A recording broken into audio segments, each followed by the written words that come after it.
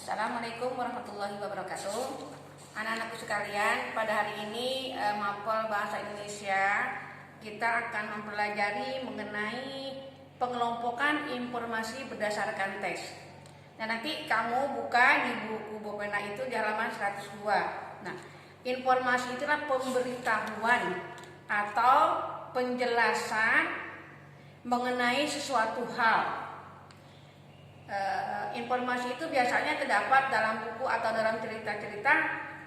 Informasi itu secara mendetail. Nah, untuk memudahkan kamu dalam mendapatkan suatu informasi dalam suatu buku atau dalam suatu cerita, kita dapat menggunakan kata tanya. Nah, dari jawaban itulah kita dapatkan sebuah informasi. Seumpamanya ada kata tanya apa. Nah, di situ kata tanya apa biasanya menanyakan sesuatu benda. Ya, apa sih yang kamu pegang gitu? Siapa sih? Apa sih yang kamu makan? Ya, menanyakan sesuatu benda. Kemudian bisa juga kita gunakan kata tanya di mana. Biasanya kata tanya di mana itu menunjukkan ada hubungannya dengan suatu tempat. Ya, suatu tempat. Biasanya di dalam cerita itu biasanya suka ada mengenai tempatnya di mana, apanya gitu. Kemudian kata tanya kapan. Kalau kata tanya kapan menunjukkan sesuatu, menunjukkan waktu. Bisa menunjukkan waktu, bisa menunjukkan tanggal atau bulan dalam suatu cerita. Kemudian kata tanya siapa. Kata tanya siapa itu biasa menunjukkan nama seseorang atau nama suatu jabatan atau pekerjaan seseorang. Itu kita gunakan dengan menggunakan kata tanya siapa. Kemudian kata tanya mengapa. Nah, kata tanya mengapa biasanya menunjukkan sesuatu sebab. Kenapa sih kamu tidak sekolah? Kenapa sih kemarin kamu tidak nilai kamu kok jelek? Gitu. Itu menggunakan alasannya apa? Gitu. Kemudian kata tanya bagaimana? Kata tanya bagaimana menunjukkan suatu keterangan cara.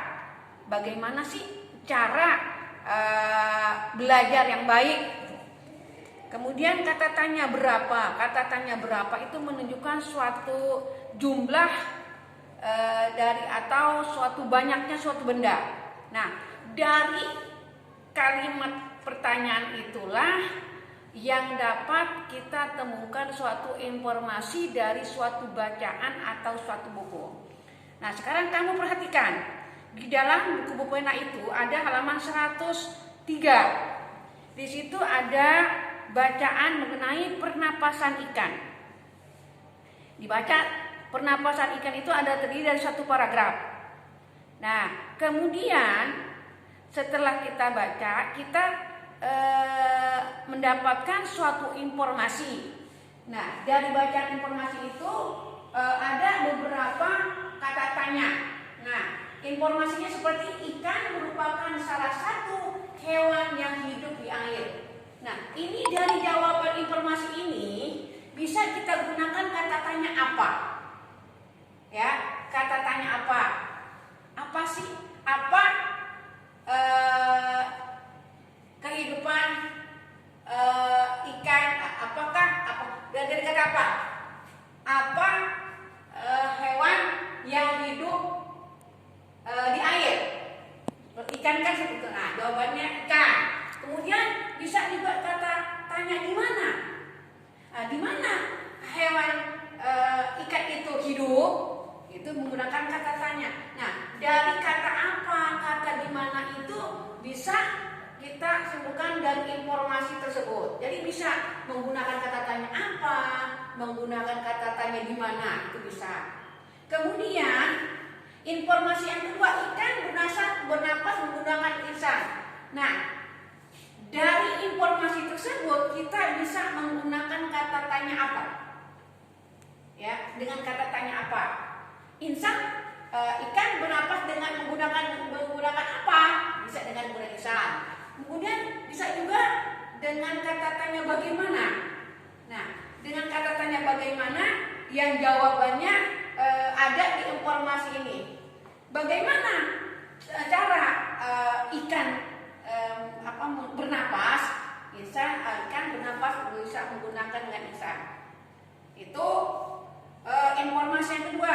Kemudian informasi yang ketiga, ketika mulut ikan tertutup dan air mengalir ke bagian insang yang terbuka, maka terjadilah pertukaran oksigen dan karbon hidrat. Nah, informasi yang ketiga ini bisa kita gunakan kata tanya. Ada kata tanya apa, di mana, kapan, dan bagaimana.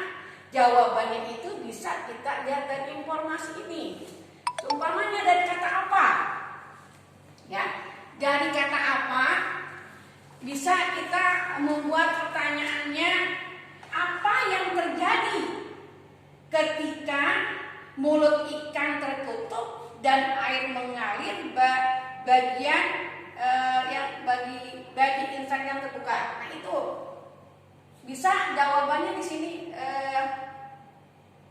kita lihat dari informasi tersebut. Jadi dari kata apa yang terjadi ketika mulut ikan tertutup dan air mengalir bagian insang yang terbuka. Nah, itu yang terjadi apa? Ya, yang terjadi adalah pertukaran oksigen dan karbon dioksida. Itu jawabannya. Nah, itu kalau kita menggunakan kata tanya apa. Kemudian kalau kita menggunakan kata tanya di mana, yang jawabannya juga ada di informasi ini. Seumpamanya kata tanya di mana terletak terjadinya pertukaran oksigen dan karbon hidrat, terjadinya di mulut. Itu jawabannya. Kemudian kalau kita menggunakan kata tanya kapan? Kapan terjadi pertukaran oksigen dan karbon dioksida? Kapan terjadinya? Ketika mulut ikan tertutup dan air mengalir ke bagian insang yang terbuka. Itu kalau memang kita gunakan kata tanya kapan. Nah, kemudian bisa juga kita gunakan kata tanya bagaimana. Kata tanya bagaimana terjadi oksigen dan karbon hidrat dan karbon dioksida ketika bagaimana cara itu? Bagaimana terjadinya ketika mulut ikan tertutup? Itu jawaban. Nah, dari jawaban inilah kita dari pertanyaan apa, di mana, kapan, bagaimana kita dapatkan dari informasi tersebut.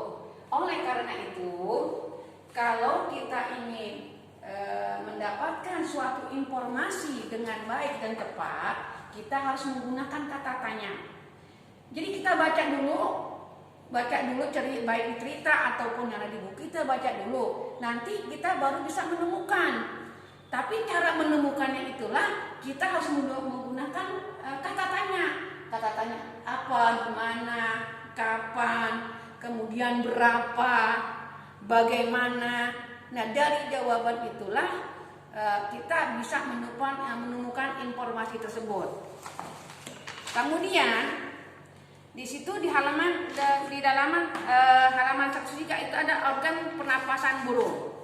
Nah, dalam pernapasan burung itu sudah membuat diagram dengan kata apa, dengan kata tanya apa. Apa nama organ burung yang dapat menyimpan udara?